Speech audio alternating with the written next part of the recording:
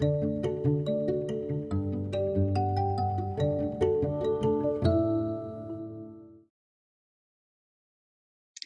everyone. Thank you for joining us for this session of Spokane Public Schools Keep Learning series for literacy. This lesson is intended for all second graders, but of course, any interested student may join us. Welcome to our virtual classroom. My name is Peggy Eckloff, and I'm at Whitman Elementary in Spokane Schools, and I will be your teacher for this lesson. If you didn't see our previous lesson, you can find it on the KSPS website. However, you don't need to see the previous lesson in order to participate in this lesson today.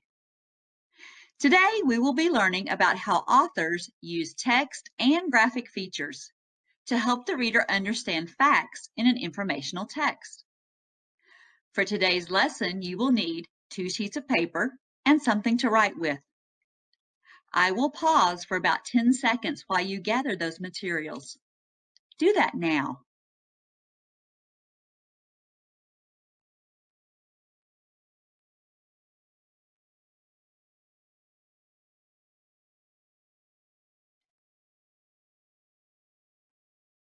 So before we begin reading our informational text today, let's look at our writing prompt to help guide our focus for listening.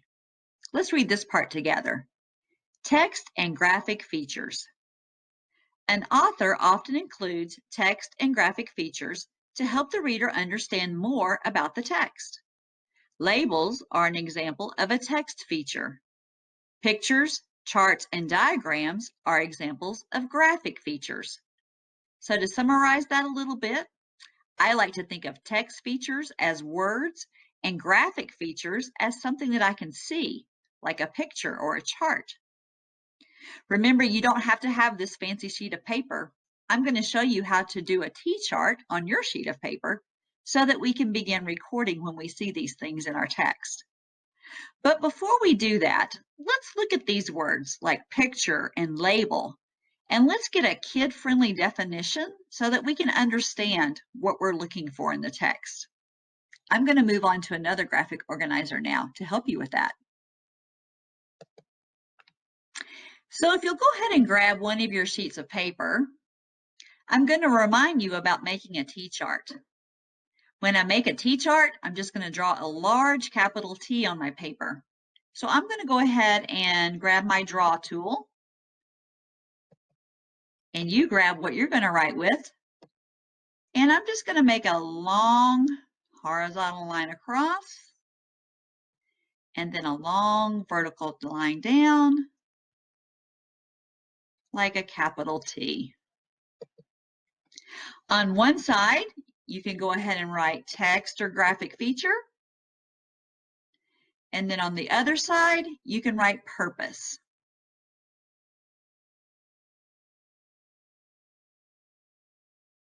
Now let's go ahead and include in our T-chart the things that we're going to be looking for. So the first thing we're going to be looking for is labels. So if you want to go ahead and write that word, I'm going to put a student-friendly definition of the word labels on here so that you can see it, but you do not have to copy this definition. So go ahead and write that word labels, and I'm going to write the definition. To help the reader know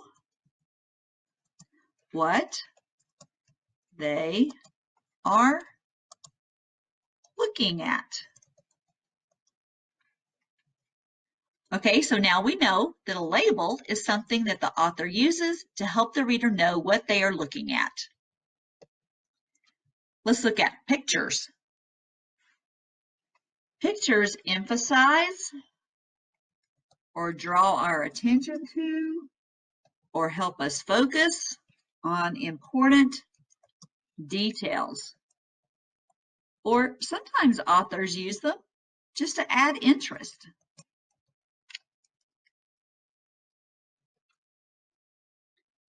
Let's look at charts. Charts display information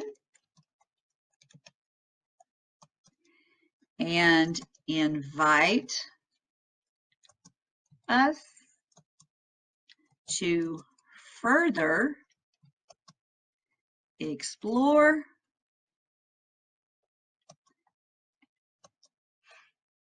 a topic. I love that idea of getting an invitation to be an explorer. And let's look at the last one, diagrams. Diagrams summarize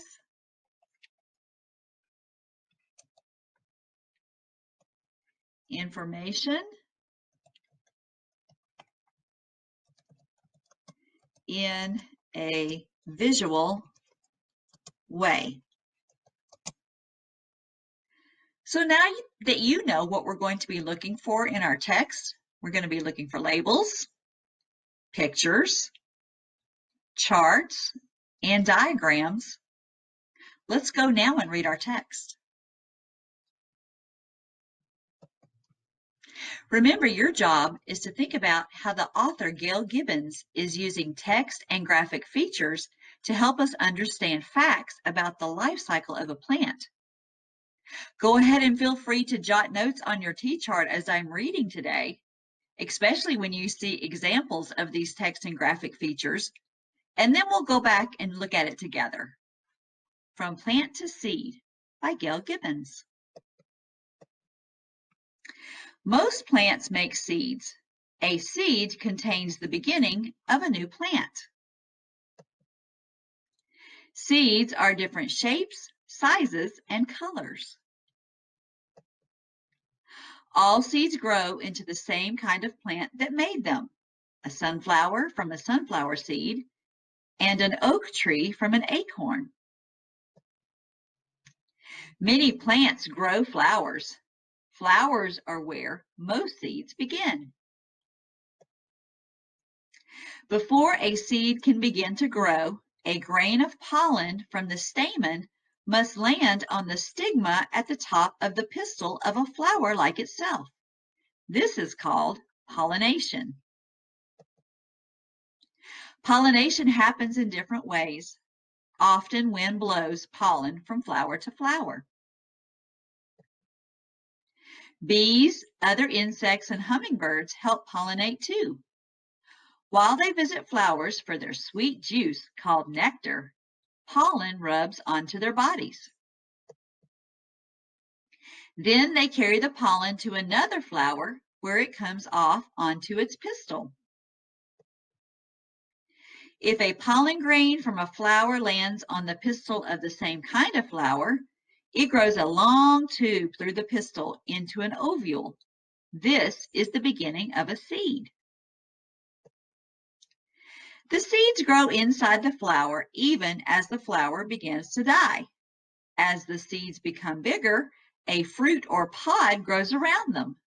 The fruit or pod protects the seeds. When the fruit or pod ripens, it breaks open. The seeds are ready to become new plants. Some seeds fall to the ground around the base of the plant where they will grow. Some pods or fruits open and the seeds pop out. Sometimes, when birds eat berries, they drop the seeds. Other seeds fall into streams, ponds, rivers, or the ocean.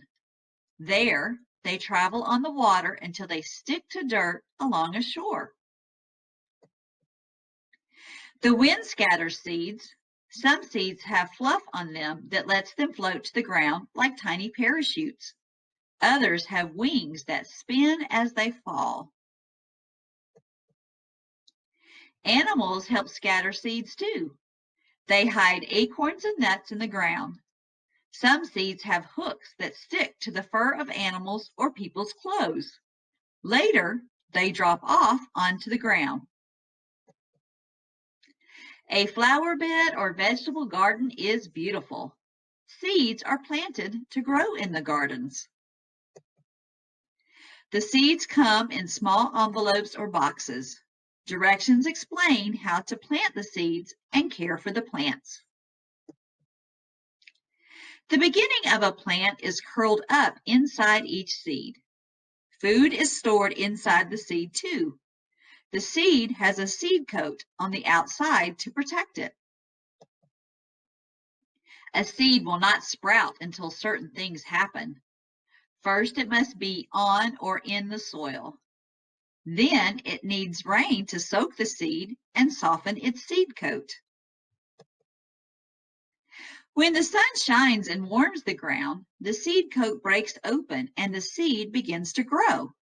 This is called germination. A root grows down into the soil. The root takes in water and minerals from the soil for food. Up grows a shoot. Green leaves grow up from the shoot toward the sun. The plant grows bigger and bigger. The leaves make food for the plant from the water and minerals in the soil, the sunlight, and the air all around the plant. Finally, the plant is full grown. Buds on the plant open into flowers where new seeds will grow. Many of the foods people eat are seeds, fruits, and pods.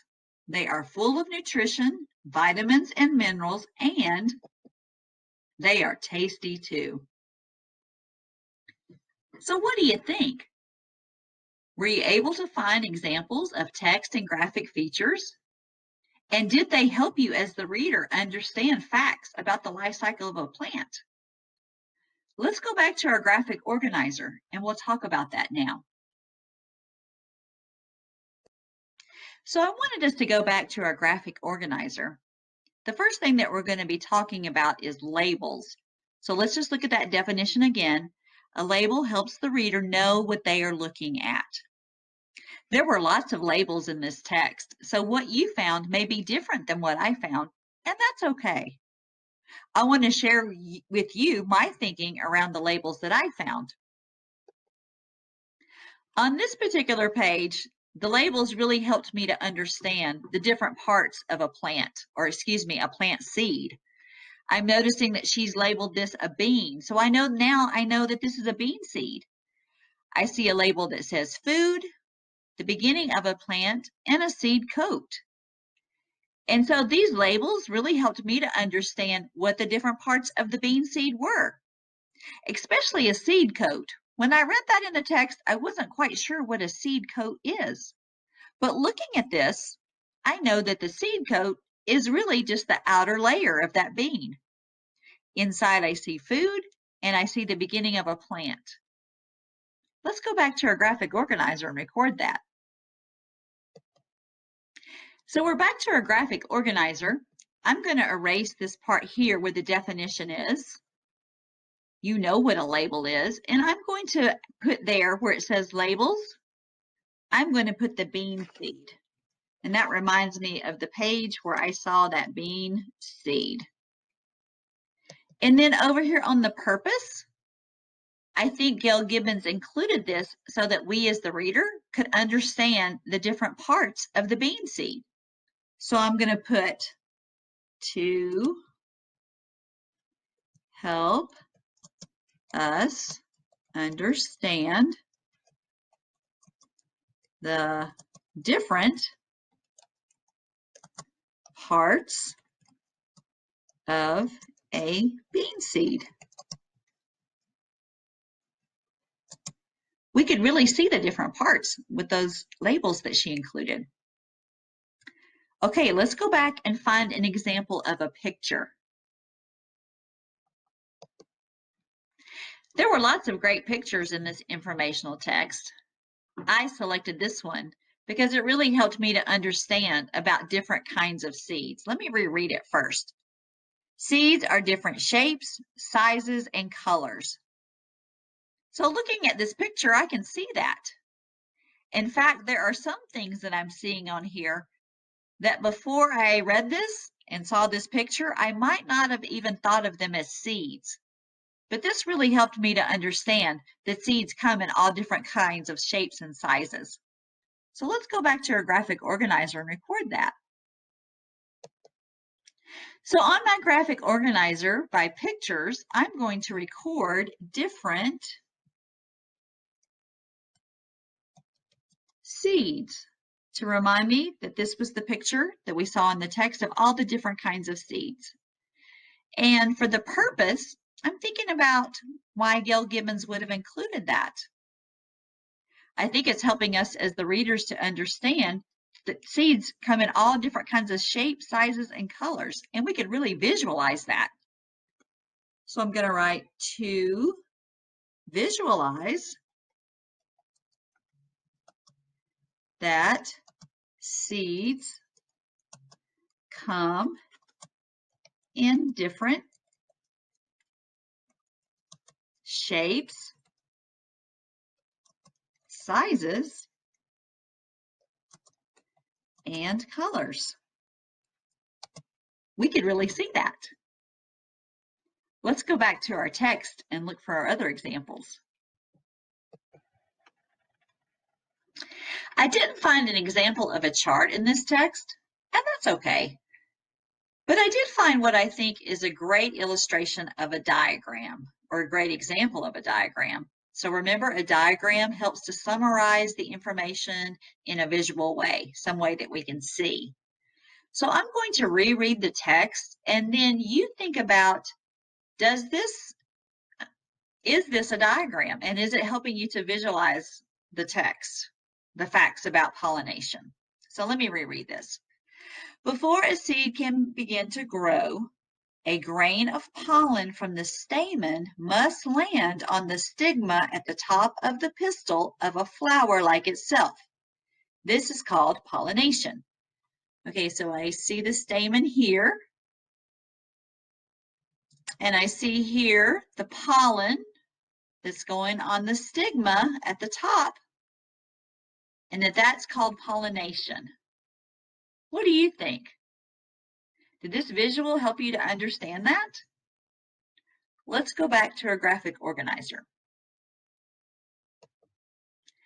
Now that I'm back to my T-chart, on the area that says diagrams, I'm going to add pollination because I want to remember the page where I saw a good example of a diagram was the page about pollination. And I think Gail Gibbons included that in this text to help us as the reader to visualize what pollination looks like and how that helps to create a seed. So I'm going to write to visualize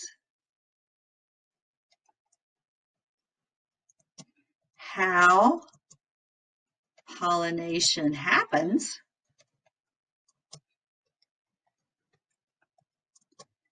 to form a seed.